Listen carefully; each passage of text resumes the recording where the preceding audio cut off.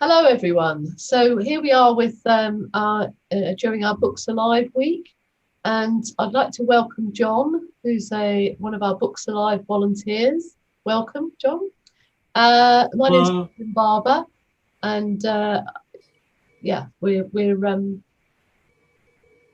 running the Books Alive project with volunteers telling their stories for quite a number of years.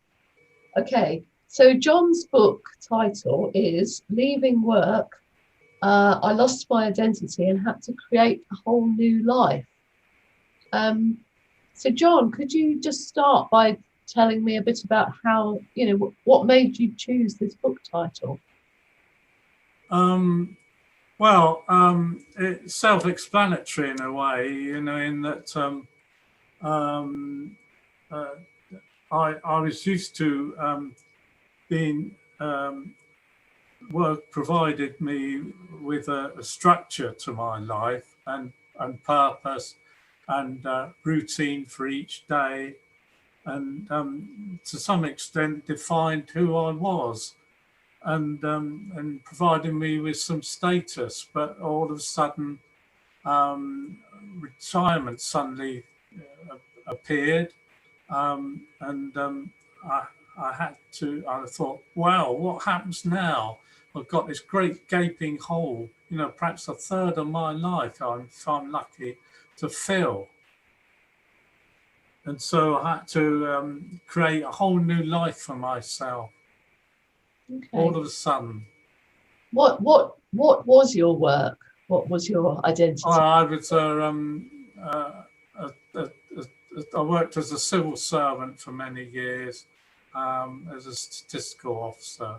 Right. Desk-bound job, but it did provide me with some status in life, and something that I, you know, took up a lot of my time thinking about, and which I enjoy, and yeah. Okay. So what would you say, just thinking about, adjusting to retirement, what were the most difficult things about that for you? Well, I see. As I've just said, it's filling that great big gap in my life, and suddenly you lose all the status that you had previously, and you're just like any other retired person pushing a,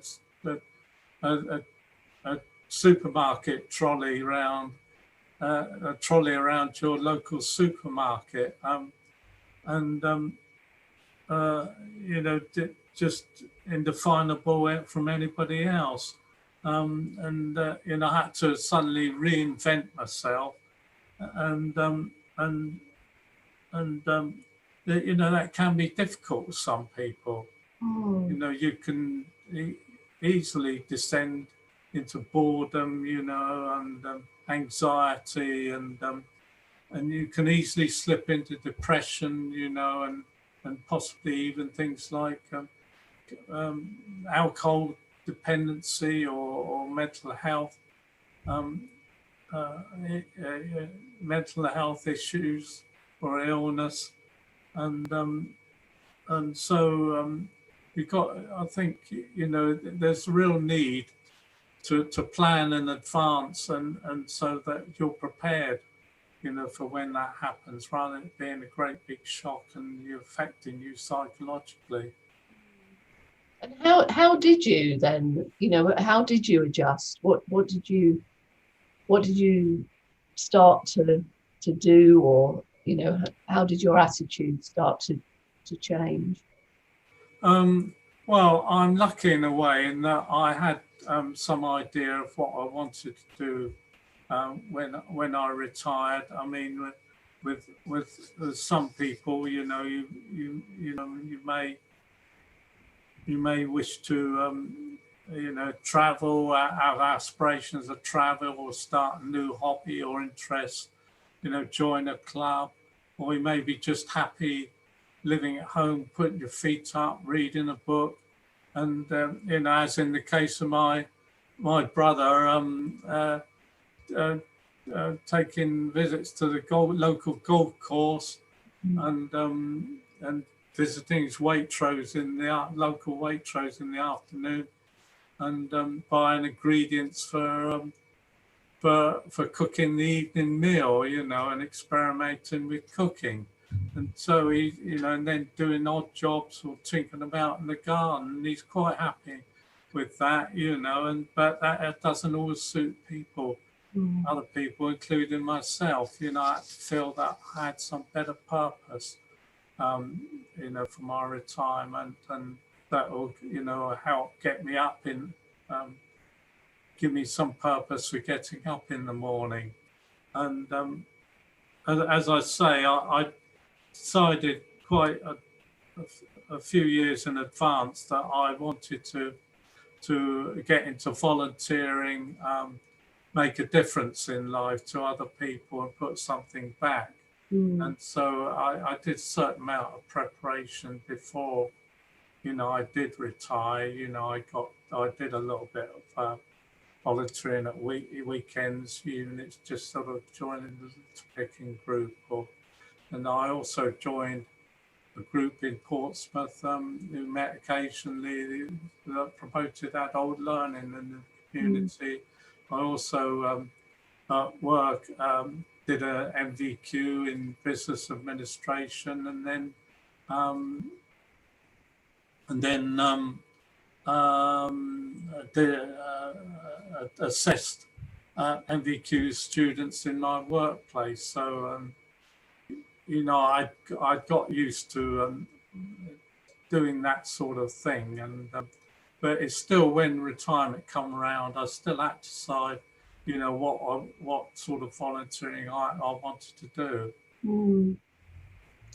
So it's interesting, isn't it? You obviously did prepare for retirement, and you were thinking about it, but still it kind of hit you, really, that's sort of the reality of Yeah, yeah. leaving work. Yeah, I thought, you know, that's well and good, but you know, what sort of volunteering do I want to do? You know, you know, what sort of volunteering would I enjoy, and float my boat, so to speak, and make me feel that I'm doing something worthwhile. I Yeah. did know that I wanted to do something that engage with people. I like to feel that I'm quite a people person, and I wanted to make new friends, you know, because I live on my own, and I don't I wanted to get out, engage with the local community, and so what I did, you know, and what I would advise other retirees to do, you know, whatever they want to do, is don't worry, don't worry about taking a little bit of time to think about what you want to do, and but try and explore some sort of avenues that may provide, you know, opportunities that may appeal to you. So yeah, just so I met you when you were volunteering, and been incredibly active as a volunteer, haven't you, with different things, and that was how we originally met. And Yeah. but I'm just so. Do you think, just thinking about the kind of assumptions or stigma that's associated with, being retired, being older, is that something that you have felt? Is it? So you've talked about your own kind of, feelings about it, but have you come across attitudes from other people, that have concerned you, I suppose? Well, I think that, like quite a number of other older people, they're feeling that the media defines elderly quite often as anybody over 60, which is absolutely ridiculous, particularly in modern times, where you know, that I think older people got much more, come from a different generation really, and they're by no means elderly, so to speak, you know, in their attitudes and what they can do, and that what they can do physically and mentally. And I do find, you know, there's a bit of, occasionally I do come across, you know, quite patronizing ways of speaking to older people, you know, thinking they're all stupid and can't work machines. You know, I find this in supermarkets when it's doing the self-service. You know, they come across, there you are, push that, if you push that button, you know, that, you know, they come across and volunteer to help you, thinking, oh, you can't operate, you know, the mechanics of the thing. You know, there you are, if you put that in your bag, you know, you're, first of all, then do the next one, and all that sort of thing. It's very patronizing. Like, you know, and I sometimes say, I do know I'm not stupid, you know, and although, you know, some of the people in the health service, you know, that question you about, you know, whether you're eating properly. Are you sure you're eating properly? And, you know, and drinking enough fluids throughout the day, and you know, as if you're absolutely stupid and don't, you know, it's important for you to get out and do some exercise, you know. I do know that, you know, and I walk more than 4 miles a day. Oh, well done. Oh, aren't you good? You know, and that sort of attitude I find, you know, quite irritating, like a lot of older people. Yeah. Okay. What would you, yeah, okay, thanks. I mean, is there anything that you'd want to say to someone else kind of coming up, you know, going through this experience, maybe feeling like you were feeling at the beginning of retirement? What would you say? Yeah, sure. I mean, try it, and as much time before you retire. Give as much thought as you can about what you want to do, you know, and what you're good at, what skills you can you have, what you might like to get interested in, and so that it doesn't come as a great big shock when the day actually arises. You know, I mean, even then, it can be difficult. You know, I find that retirement still weighs heavily on me sometimes. You know, and I feel that I need something to get me up in the mornings, especially during the you know the in the present COVID days when I'm not allowed, when there's not much I can do. So I find that quite hard, and so, you know, I need something, you know, really to get me up in the morning and to provide me with some sort of fulfillment at the end of the day. But as I say, you know, try to plan in advance. And then when you do retire, you know, take a little bit of time to look around, see what clubs there are you can maybe able to join, and what online courses you can subscribe to, or activities you could get involved in. Look at, you know, go into community centres, look on notice boards about what is going on. You know, go to meetings, you know, where you know they're asking for people's opinions, you know, and you'll be surprised at how you can meet new people in that way. You know, talk to the people, just go along and see what happens, see who's there, and try and meet as many possible, talk to them, and you can, and often, you know, it provides a sort of route into into a particular activity. Yeah. You know, but that's how I first got my decided on my first volunteering opportunity. I went along to a meeting that I saw publicised at the time of the 2012 Olympic Games, where people from the representing the games were trying to spread the message about more sport participation at ground roots level. And so they're visiting all sorts of towns, and they visited Gosport and held a meeting, and you know, asking for people from local sports clubs to come along. And it was through that I met somebody from the chair of Gosport Voluntary Action, Nikki Stavely, who I started talking to, and she said, "Oh, one of our groups, you know, wants support workers, you know, why don't you go along to one of their meetings, you know, and just sit in, you know?" And I did have to go along. It was one where they were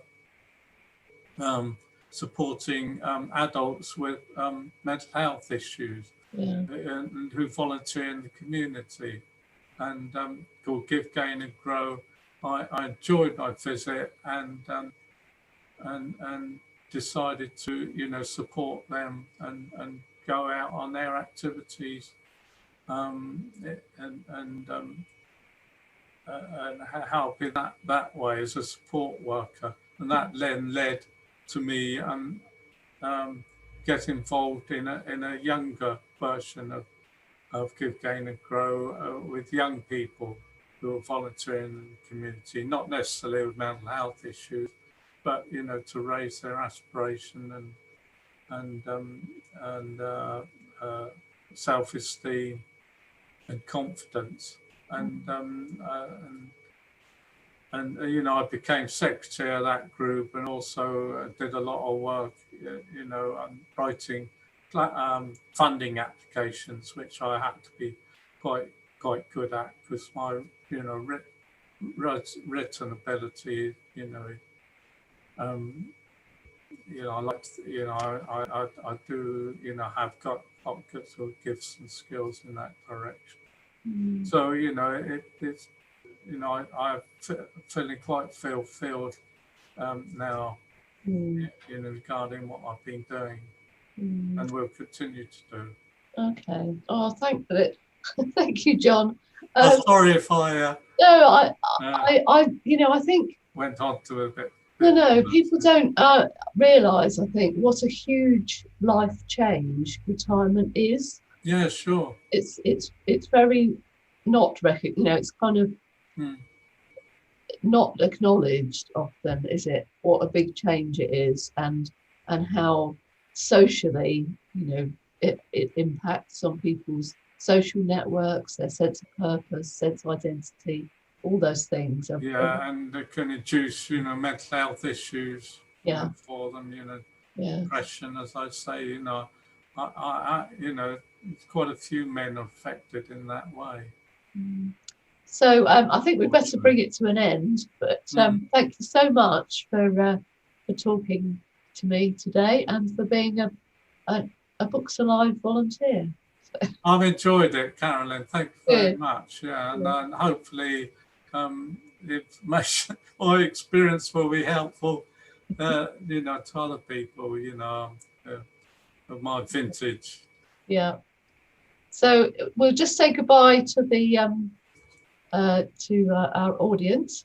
Yeah, goodbye, everybody. Good luck. You know, don't be frightened to try things out. You know, and different things out, and good luck.